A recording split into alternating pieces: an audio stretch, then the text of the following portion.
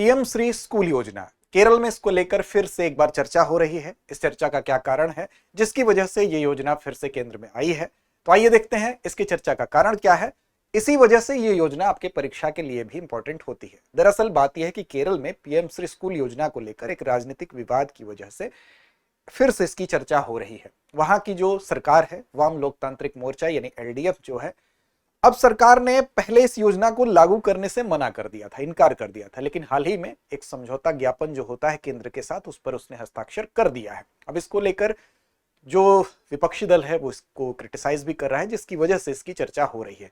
मुख्य कारण क्या है कि इस चर्चा की वजह से ये योजना आपके परीक्षा के लिए भी महत्वपूर्ण होती है। अब इस पर जब तक केरल सरकार ने इस एमओयू पर हस्ताक्षर नहीं किया था, तो उसकी वजह से 2024-25 और 2025-26 में केंद्र सरकार के द्वारा जो समग्र शिक्षा के तहत जो राशि दी जाती है वो राशि नहीं दी गई। इसका परिणाम क्या हुआ? लगभग 1150 करोड़ रुपए का नुकसान उठाना पड़ा केरल सरकार को, और उसको ये लगा कि ये वहां की जो शिक्षा व्यवस्था है उसके लिहाज से बेहतर कदम नहीं है। तो आइए जानते हैं कि पूरी की पूरी ये योजना क्या है, और इस पर कुछ ऐसे राज्य हैं जो अभी तक इससे सहमत नहीं है, इस पर हस्ताक्षर नहीं किए हैं एमओयू पर, वो कौन से राज्य हैं, तो सभी जवाब आपको आज के वीडियो में मिलने वाले हैं। तो पीएम श्री योजना फिर से इसी वजह से चर्चा में है क्योंकि केरल ने अब इस पर एमओयू पर हस्ताक्षर कर दिया है। तो हम सबसे पहले जानेंगे इस योजना के विषय में। पीएम श्री योजना है क्या, इसके विषय में जानते हैं। तो दरअसल इसका नाम क्या है? PM school for rising India, यानी कि पीएम श्री इसको शॉर्ट फॉर्म में कहा जाता है। तो इसका फुल फॉर्म याद रखेंगे, PM school for rising India इसका फुल फॉर्म है। कैसी योजना है, इसका नेचर क्या है? तो ये केंद्र प्रायोजित एक योजना है, अर्थात केंद्र सरकार ने इसकी शुरुआत की थी। कब शुरुआत की थी? तो वर्ष 2022 में ही इसकी शुरुआत हो गई थी। तो ये आपको याद रखना है, इसका वर्ष भी आपसे पूछा जा सकता है। 2022 में जब इसकी शुरुआत हुई तो इसका उद्देश्य क्या था? तो 14,500 से अधिक जो स्कूल होंगे उनको मॉडल स्कूल के रूप में स्थापित करना, एस्टेब्लिश करना। यानी कि मॉडल स्कूल क्या होता है? ऐसा स्कूल जिसको एक मॉडल के तौर पर अनुकरण किया जाए, जिसको देख के। और वहां पर क्या होगा? तो इन स्कूलों में जो एनईपी है 2020, यानी कि जो राष्ट्रीय शिक्षा नीति 2020 है, इसी के सिद्धांतों के अनुसार ये स्कूल काम कर रहे हैं कि नहीं कर रहे हैं।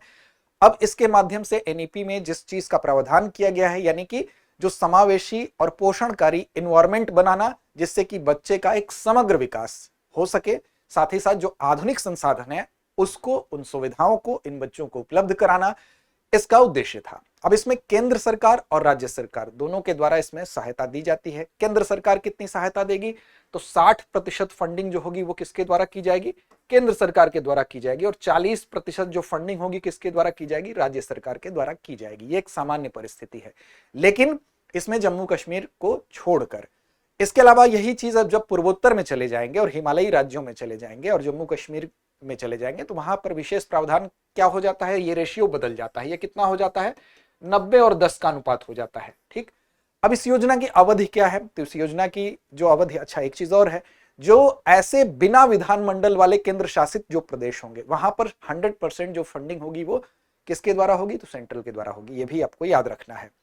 अब इसकी अवधि क्या है? तो 2022 में इसकी शुरुआत हुई, तो 22-23 से लेकर और 26-27 तक इसकी अवधि है। तो याद रखिएगा, वर्ष 2022-23 से तो इसकी शुरुआत ही हो रही है। अब यहां से 26 और 27 तक इसकी अवधि है, तो ये आपको याद रखना है। इसकी अवधि भी आपको पूछी जा सकती है। इसकी मुख्य विशेषताएं क्या है? तो विशेषता पर भी हम ध्यान देते हैं कि वास्तव में इसके पीछे क्या उद्देश्य है।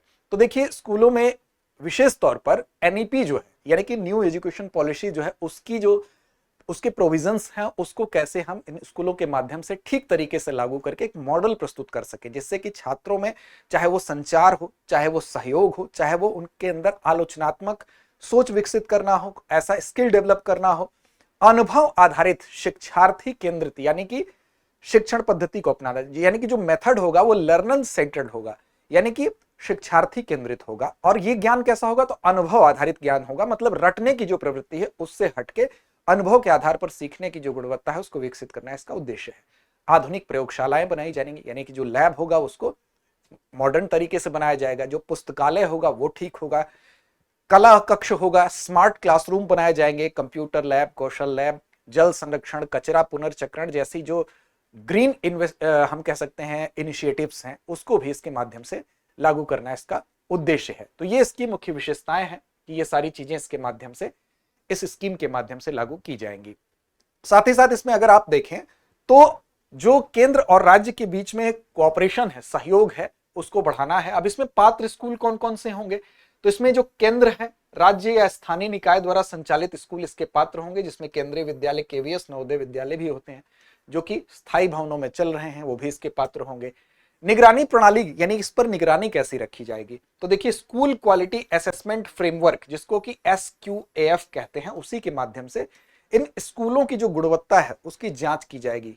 यानी कि इस प्रणाली के माध्यम से देखा जाएगा कि वो SQAF में जो उच्च मानक हैं, उस मानक को कौन सा स्कूल कितने बेहतर ढंग से पालन कर रहा है। उसी के आधार पर यह देखा जाएगा कौन सा स्कूल सर्वश्रेष्ठ है, और जो बेस्ट प्रैक्टिस का उदाहरण प्रस्तुत करेगा उसको बेहतर स्कूल माना जाएगा। समय समय पर असेसमेंट की व्यवस्था है, यानी कि मूल्यांकन की जाएगी, जिससे कि स्कूलों के प्रदर्शन को मापा जा सके।